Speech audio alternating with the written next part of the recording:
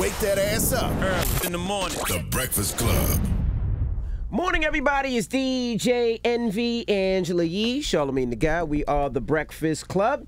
We got a special guest in the building. Yes. Miss Angela Rye. Happy New Year. Happy New Year, peeps. Now, is it true that you are running a little late because you have a full soul in? Oh my God! Do you see it? Okay, right. Don't touch it. Don't touch it. Don't touch No, but yes, and I don't know how to do it. It's making me nervous. So what did you do?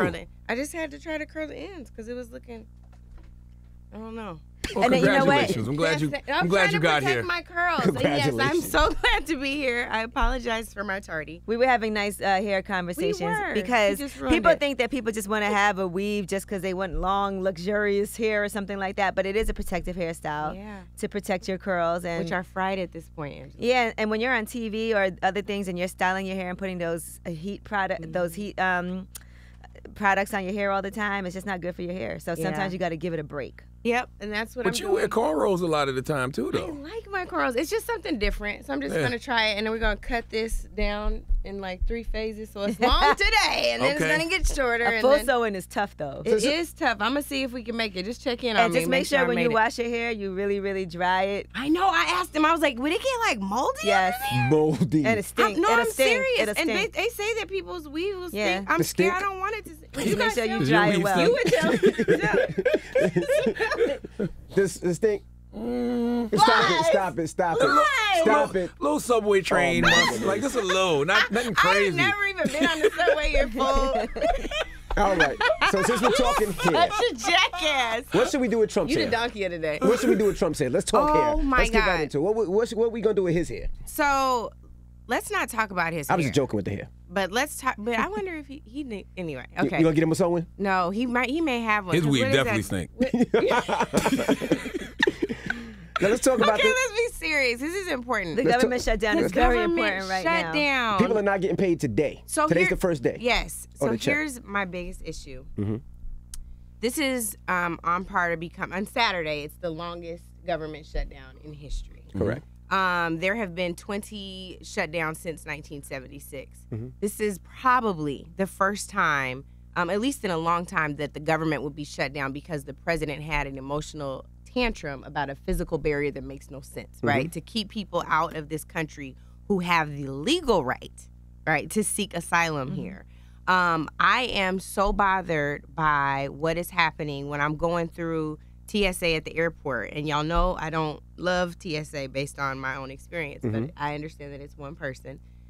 I have been apologizing to the workers. Like, they're going to work every day without being guaranteed a paycheck. And we talked about this the other day offline that sure, they still will eventually get paid. Some but of when them, you're not living, all of them. If you're furloughed, it wasn't guaranteed. But the Senate just passed a bill that whether you're furloughed or you're deemed an essential worker, you will get paid. The challenge I have is people are like, oh, they're going to get paid eventually. But if you live paycheck to paycheck, that eventually is not okay. No, you got to get a job. You got to pay your bills, your mortgage, your car note, your kids' school. Listen, how long are they going to hold off on your mortgage or rent or whatever it is that you have to do? Are you going to get a break? Food. You got to eat. You have to eat. And that's the other thing, too. Donald Trump, who is or was a landlord at some point, him saying like, oh, they'll be okay. He knows that he wasn't going to give anybody a pass on a rent payment. That's a good question. I wonder if a landlord would give somebody a pass if they know they work for the government. What about the landlord has bills too? The landlord got to pay the rent. Yeah, so right. Is the mortgage company going to give them all that? Yeah. So that's the real question to me. One of the things that I've been really encouraged by, and this doesn't mean that they get paid sooner, but some of the members of Congress have been putting out statements saying, I'm uncomfortable receiving my check while you're not getting your money either. And I think that's the right thing to do. That's the right tone. But somebody has to start feeding these folks. I was reading today, the FDA food inspection. Yep, I was just talking about that. Because I own a juice bar, so I was thinking about that because they can't inspect the food. So now people could get sick from eating the romaine lettuce thing food, that just happened. Man, that would not get discovered. Nobody would have known. That's a good lawsuit. That is a good lawsuit, Who you suing? The government. Oh, okay. Is the FDA not checking the government food? too. The government. Yeah. That's a scary thing, though, because you don't think about how it affects every single person. That's Even right. if you're not the person that's not getting a paycheck, it does affect you. If you're going to get something to eat, you could end up getting sick. That's right. But didn't he say last night that he was gonna sign off to stop it temporarily so that people can't get paid? Did he say that last night? I didn't see that, but maybe he did. I didn't see him last night. I was just speaking in Newark. Okay. But I will say, I have severe trust issues with Donald Trump because he says one thing on Twitter, one thing in a public statement, one thing when the press asks him a question, one thing in an Oval Office meeting. You just never know what to believe. The bottom line is he should sign the bill that the Senate passed to ensure that folks who are furloughed, meaning they were told they don't need to come to work, and the essential workers still get paid. Can we override him? Is there only any way that the people can override his decision, or that's not possible? The people can't, but the Senate can always pass a veto-proof veto-proof legislation. That's the way to override the president. Why haven't we done this yet? We should ask the Senate. We should call the Senate today, 202-224-3121, and say it's about that time. You repeated that like Mike Jones used to repeat his phone number. Like you had that off the top of your head. You got to call him enough. You have to call him enough. That's the way to engage. I think that so many of us have been trained to believe that voting is the first and only step in engagement, and it's just really not. So what about him being able to declare like a state of emergency? National emergency. So there was a bill passed in, I believe it was the 70s, that would kind of halt the ability of the president to use a national declaration of emergency for issues like this. And I think that he doesn't understand his own limitations. We all know he struggles with just basic understanding of civics. So I think that it's going to be substantially curtailed, especially given the checks and balances that exist in Congress, especially now because Democrats have taken over the House.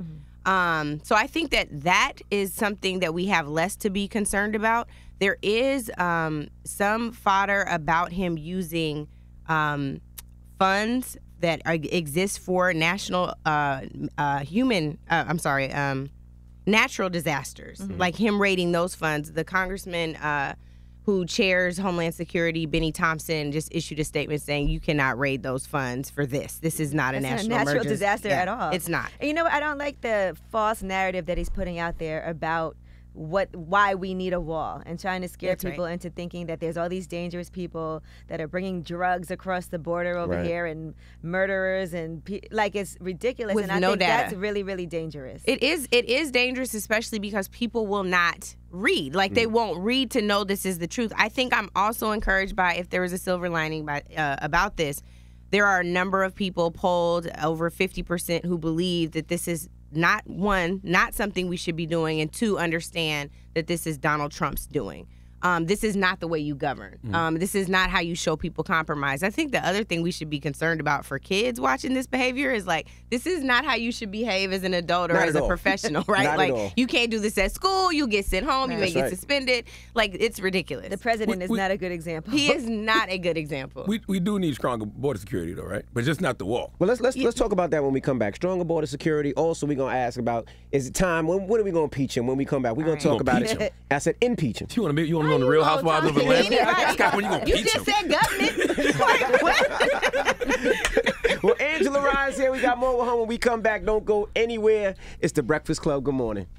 How you gonna check somebody's enunciations Go ahead. like ever? Here we go.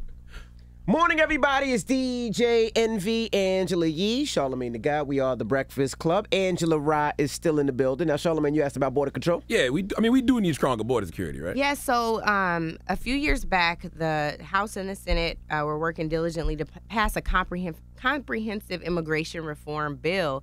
We need immigration reform, period. The number of people who are waiting and how long they're waiting, it takes too long. The costs associated. All of it. And when you talk about border security, it's the way in which you go about border security. We need border security at the northern and southern borders. We need land, ports of entry, seaports. We need all of that secure. Whether we're talking about from terrorism, from people coming in and not just seeking asylum, just seeking entry illegally, of course. But the ways in which you control that narrative and talk about it factually is very important. I think the other thing that folks have to remember, it's become a wedge issue for Black and brown communities, and I'm struggling to understand why Black folks don't understand that we are immigrants too, right? There's been a big myth that this is just a brown issue, and it's not. It's Black and brown, and Asian, and white. Do you think right? when it comes to the shutdown, getting the ending of the shutdown, do Yeah. you think both parties have some responsibility? Yeah, but I think that as far as I can see, Democrats and well-meaning conservatives are doing their parts. They need an engaged, thoughtful partner in the president, understanding that this is not about a wall of steel or paper, right? Like, you really have to move the needle on this. It's not, the campaign promise is already violated because Mexico was supposed to pay for the wall. Supposedly. Right? supposedly, Mexico's allegedly, not paying for the wall. The reason the government is shut down is because he expects for taxpayers to pay for this, and he claims that he's going to recoup the funds by revising a trade deal. And there's no compromise in you saying that basically you want the $5.7 billion and that's it. Yeah. He's not trying to compromise on that. Even So what would be the compromise? Well, that's just it. Like, ask him that. You going to a press conference and ask him? He doesn't I don't even think he understands compromise. It's like all or nothing. Like, this is the wall that I want. You should give me this. I will give you, if you give me this wall, I'm going to give you diversity visas back, is one of the things that he said. That's not a good compromise because, as Nancy Pelosi artfully said, and I agree with her, the wall is immoral. So that means it's a non-starter. We have to shift the starting place to something that makes sense for everybody, and that's not it. You just said something that's very important, though. I do think that this wall is just a token for his re-election, so to speak. It's no question about it. Yeah. Well, not even that. I mean, we were talking impeachment before the holidays, and now it seems like that slowed down. Well, you know what? He's like, I'm always talking impeachment. Speaking of impeachment. I have a question about that with Michael Cohen, right? Yes. Testifying now. And they're comparing like this whole thing with Donald Trump, because I'm wondering, like, with him going forward and speaking his truth about what really happened now that he's not glamored by Donald Trump anymore, what is the effect of that going to be? Like, can this lead to Donald Trump, something happening to him even being impeached? Angela Rye, can we impeach the damn president? I know, you're like, I'm ready. Can we impeach his ass? So, yes and no.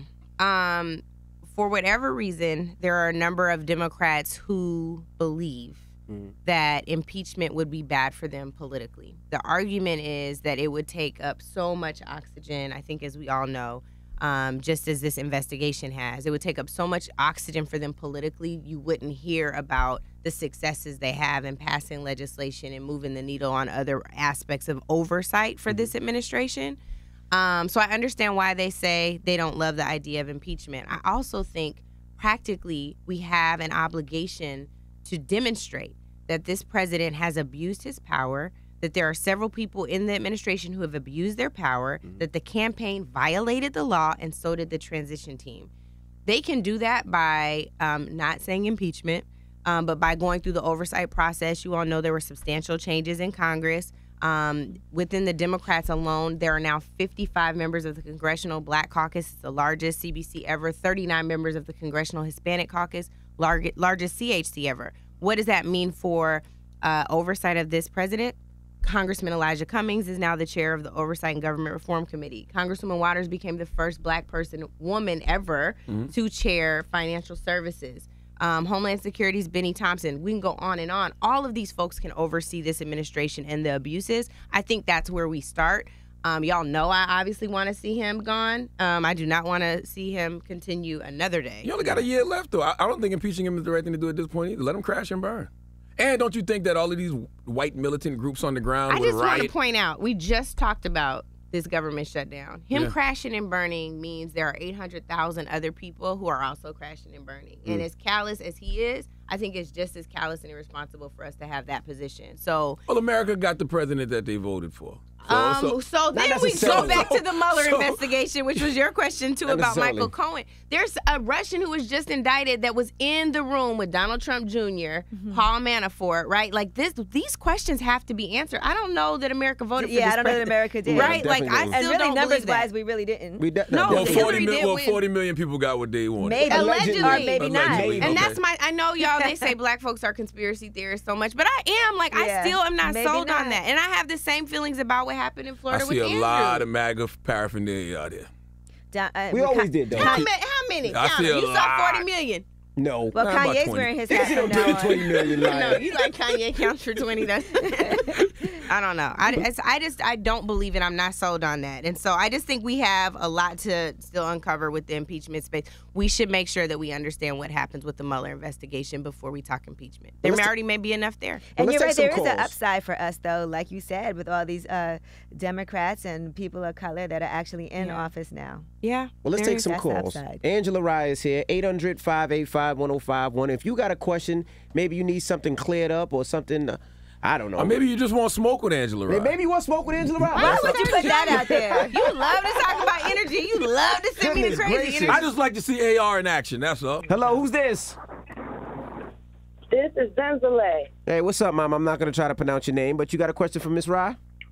I do have a question for Miss Fry. Firstly, I want to just thank her for keeping her foot on all of these Democrats and Republican necks. As well, I want to hear her thoughts about this government shutdown and how it's affecting all of these non-salary workers.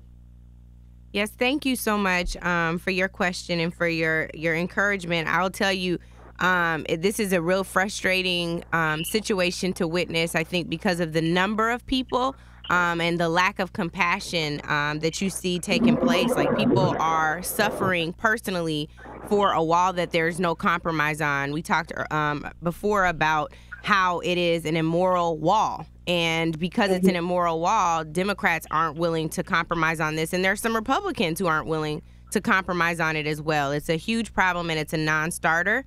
So I think the main thing is figuring out how we can lean in to support people as human beings to see what they need in this time. For some, they will get paid eventually. But for right now, they got ends to meet, so we should figure out how we can support these folks. The people who were raising money for Trump's wall, maybe they can transfer that over to these employees since they didn't raise enough. It's only a matter of time before they flip out. When I was at TSA the other day, I asked one of the brothers, "How you doing?" He said, "I'm here." Yeah. Yeah. Straight up. If they can't feed their family, they about to start. Hello, Yeah, who's so this? it's a good idea to be really extra nice to people, to each other right now. Hello? Always. Yo, it's Marquise Simon. What's up, bro? What's your question for Angela Rye? What's going on, Miss Ryan? Hey, Hi. for real, I ain't got a question for you, but I definitely do want to thank you for standing up for the black community. I mess with you. I do be watching you on CNN doing your thing. And hey, Miss G, it's my birthday tomorrow. Oh, Capricorn power. Let you know, happy birthday. All right, brother. Well, happy birthday. Enjoy the weekend, Yes, man. happy early birthday to you. Most deaf. And I mess with all three of y'all podcasts, so keep doing the good work out there. Thank you, bro. Is that encouraging when you hear that the hood messes with you? Yes. That is always encouraging, and I'm grateful because they didn't have to identify with my voice. It's not something that I practice to try to sound like them or speak for them, but I'm grateful and humbled by the fact that people say that I do. That's a really You're awesome. just really ratchet on the low. Hello? Such a J. Hello? Don't get it twice. Good morning. I got disconnected Okay. while Angela Rye was answering my question about her thoughts on the government shutdown. Did you have another question? I did. I wanted to find out from her, does she think that the Dems are eventually going to break and give in and fund this wall? I don't. And I was saying this is probably why you got cut off, but because the position is that the wall is immoral, right, and that people have a legal right to seek asylum, so that's already a law on the books. I don't think this is a point of compromise, and I don't think this is a point where they'll bend. I don't think it ever hurts to call your members of Congress. The number is 202-224-3121 to make sure they don't break, to make sure they know you all are supporting them. The vast majority of the country right now does not support the shutdown, but they also don't support the wall. So I think it never hurts to encourage your members and tell them to stand strong and to keep fighting for what they know is right. Thank you for calling, Mama. How many times have you called Congress and complained? To know that number off the top of your head like that. How many times do you call a day? I don't call a lot. I encourage people to call. I call members directly. I text them. I text staffers directly with suggestions. But I know that number enough and know that it works. One of the most important things you can do is write to your member of Congress, email them, and call them. And so I know those things work. That's why I'm like, here's the number. And it's the Capitol switchboard, so you can get to the Senate side or the House side. You can get to the majority leader or the minority leader. You can get to everybody. Well, what's the number again? 202-224-3121. Go harass Congress the way the Bobs harass everybody. Or you don't have to harass. You can just make sure they know your position. Make sure your voice is heard. And I think it's also important, again, that we have to emphasize that as far as coming at the border, people are seeking asylum, which is legal to do, but it is a long process. So now people are being detained while they're trying to seek asylum. And a lot of people that are here dying in also, custody. Yeah, kids are dying in custody, being separated from their families, never to be the same again if they actually do get reconnected. But what's also important is that people do come in and they overstay their visa. Yeah. And that's a legal port of entry, the way that people are getting in here. And so it's not necessarily people sneaking in at the border or doing those things. Like people are genuinely seeking asylum because of atrocities happening in their homeland. It's not just people trying to come here and sell drugs. And folks overstaying their visas are of all races. So again, kind of debunking some of those myths that this is just a brown problem. It's not. It's not a true thing. We should talk about one positive thing, because the shutdown is sad. So it is being stated and reported in several publications that Senator Kamala Harris is going to announce her presidential bid on Martin Luther King Day. Well, I'm glad that you said that, because I was about to ask you before you left. It's January 2019. Democrats still have no potential candidates. The next presidential reelection is next year. That doesn't seem normal to me that nobody's announced yet. So that makes sense that Elizabeth Warren has also announced a presidential exploratory committee, and I think we're going to have tons of candidates. Do you remember how? That scares me, though. Why? Because there's so many people. Like, I think that was the problem with Hillary. Like, people were divided, so divided. But it was between two people. Yeah, really. It's always a bunch of candidates initially. Think about how there wasn't a bunch though, because it was Martin O'Malley, Sanders, and Hillary. It's only 3. Didn't Warren run too? No. Okay. Do you like Elizabeth Warren? I like her, but what I'm encouraged by is although they didn't have a happy ending, the presidential election for Republicans in 2016. You remember how big that first debate stage was? Yeah. That's going to be ours. So even though they ended up with somebody crazy, I still want to blame Russia. I think that it will be good for us to really believe, to go into a presidential term with a presidential election with the idea that it doesn't belong to anyone. It's anybody's game. It's not your turn. It's not your time. Like, let's just see what happens. I think that actually could be really healthy for the party. I told you I saw for Kamala a couple years ago, though. I think Kamala could be the next president of the United States. She's so amazing. I hope so. What about like a Cory Booker also? So we'll see if Cory Booker announces. Eric Holder is supposed to be announcing. Bernie Sanders is talking about it. Joe Biden is talking about it. So there are a number of other potential candidates, and I think it'll just be a good opportunity for Betty. Julian Castro. What about dude from Texas? Oh, Beto O'Rourke? Beto yeah, O'Rourke. There's been discussion about him, too. He has a name. You know from what? Texas. Can we talk about this for a minute? What's that? I'm really frustrated about the Beto thing, and I'm going to tell you why. Beto lost to Ted Cruz by 11 percentage points.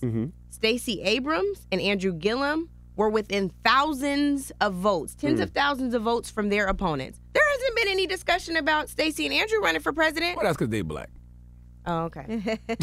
Well, then there's that. All right. A Kamala beta ticket would be dope. Kamala. I'm sorry. A Miss Harris. As long as you could A Miss pronounce her Harris name. beta Miss ticket. Harris. I'm going to just say Miss Harris. So, but why Beto? Because people like him. We want to win, right? That's true. I mean, people like him. But I wonder why they like him. Because he's charismatic. Okay. Why you think? I mean, I don't know. He's like, I don't know enough information. He seems like he's And charismatic. I guess I think that's my issue. Beyonce right? wore his hat. Andrew is charismatic. Stacey's charismatic. I love Andrew. I don't know. I just think a Kamala beta ticket nationally would be. You just called him beta. I'm over it. Hello, who's this? Hey, this is Garrett. Hey, Garrett, what's your question for Angela Rye? So in these political times and with the social climate, I've thought a lot about how to make my line of work more relevant to the conversation. And I've even started thinking about transitioning into politics. So my question is, what would you consider step one or the first few steps in making that transition? Oh, good question. That is a great question. I think it's so important for folks to understand the only experience you have to have in running for political office is that of your own personal story. So everything that makes you passionate about wanting to run for office, about wanting to support candidates, about wanting to get involved, that's really all you need.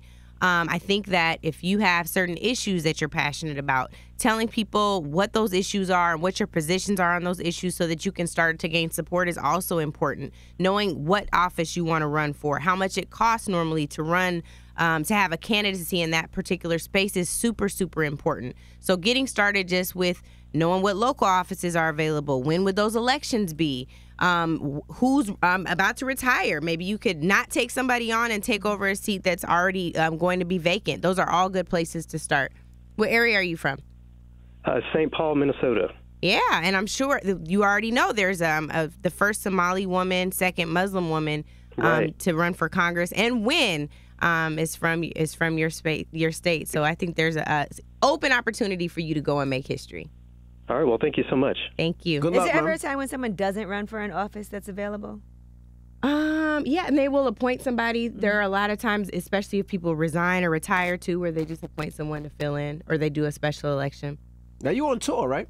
Yes, What's I'm this doing tour? a work woke tour. So we really just had a ton of speaking engagements, and people are always so mad. They're like, you post this so late, I can't go. So we wanted to make sure people had a full listing of dates. It's busy season for many of us, starting around Martin Luther King Day, right through Black History Month and the top of Women's History Month. So it's a tour to let people know, hey, I'm going to be in your state.